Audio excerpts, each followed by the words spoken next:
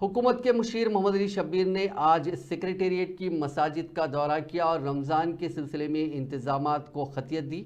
उन्होंने कहा कि पिछली BRS हुकूमत ने मस्जिद मोतमदी और मस्जिद हाशमी के रकबे को काफ़ी कम कर दिया है। जहां पहले की मसाजिद में 500 के करीब अफराद नमाज पढ़ सकते थे, इतनी गुंजाइश थी, लेकिन इस रकबे को इतना छोटा कर दिया गया है कि वहाँ मुश्किल से 200 अफराद ही नमाज़ पढ़ सकते हैं। इसीलिए मस्जिद के बाहर का जो खुला एरिया है उस इलाके में एक टेंट डाला गया है और इस शेड को मुस्तकिल तौर पर रमज़ान में रखा जाएगा। साथ ही हर जुमे की नमाज के लिए भी इस टेंट का इस्तेमाल किया जाएगा। इसके अलावा मोहम्मद अली शब्बीर ने सेक्रेटेरिएट मसाजिद के वज़ू खाने और दीगर इंतज़ामात का भी जायज़ा लिया। उन्होंने ऐलान किया कि इस साल रमज़ान के महीने में सेक्रेटेरिएट की मस्जिद में तरावी का बाज़ाब्ता एहतमाम किया जाएगा।